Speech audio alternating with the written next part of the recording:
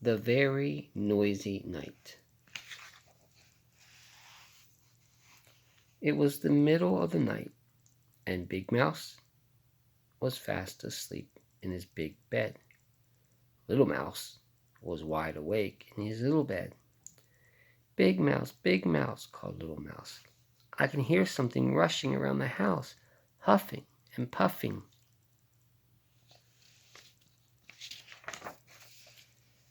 Big Mouse opened one eye and lifted one ear. It's only the wind, he said. Can I come into your bed? Asked Little Mouse. No, said Big Mouse. There isn't room. And he turned over and went back to sleep. Little Mouse lay listening to the wind. Then suddenly, between a huff and a puff, came a tap, tap, tap. Little Mouse climbed out of bed, opened the front door just a crack, and peeked out. Whoosh, said the wind. But there was no one outside. Big Mouse, called Little Mouse. I can hear someone tapping. I think there's a burglar on the roof.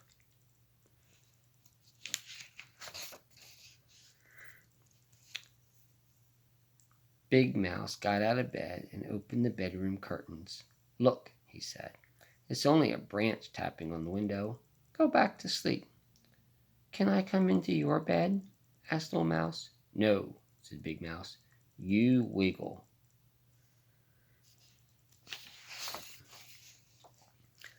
Little Mouse lay in his own bed and listened to the wind huffing and puffing and the branch tapping and someone calling, hoo, hoo, hoo, hoo.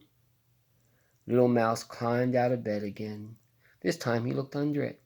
Then he looked in the wardrobe, and feeling very frightened, he yelled, Big Mouse, I think there's a ghost in the room, and it's looking for someone. It keeps calling, hoo, hoo, hoo, hoo.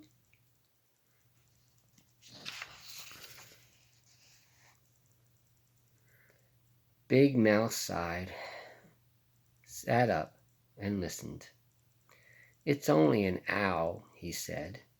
It stays up all night, like you. Can I come into your bed? Asked Little Mouse. No, said Big Mouse. Your paws are always cold.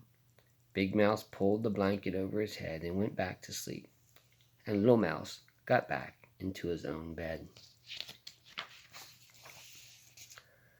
Little Mouse sat up and listened to the wind huffing and puffing, and the branch tapping, and the owl hooting. But shh, what was that? Big Mouse, he called. I think it's raining inside.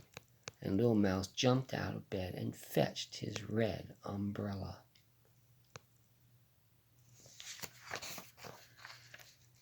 Big Mouse got out of bed too. He opened the front door to see if it was raining at all.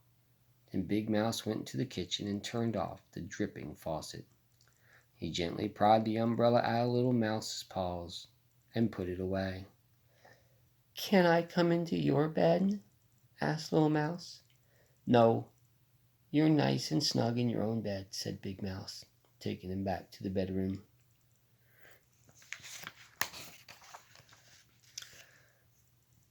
Little Mouse lay and listened to the wind huffing and puffing, the branch tapping, and the owl hooting. And just as he was beginning to feel very sleepy indeed, he heard, wee, wee, wee. Big Mouse, he called, you're snoring. Wearily, Big Mouse got up. He put his earmuffs on Little Mouse's ears. He put a paper clip on his own nose, and he went back to bed.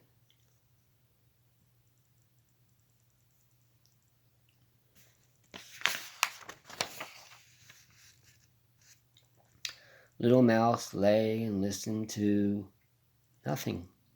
It was very, very, very quiet. He couldn't hear the wind huffing, or the branch tapping, or the owl hooting, or Big Mouse snoring. It was so quiet that Little Mouse felt he was all alone in the world. He took off the earmuffs. He got out of bed and pulled the paper clip off of Big Mouse's nose. Big Mouse, he cried. I'm lonely.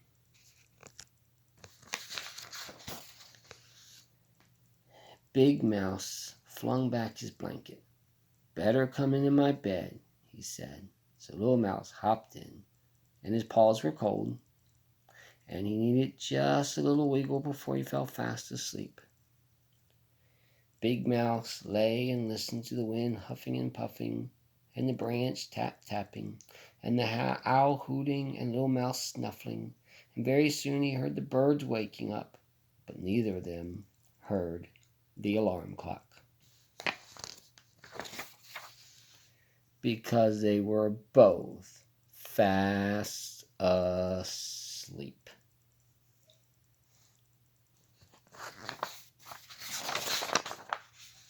The end.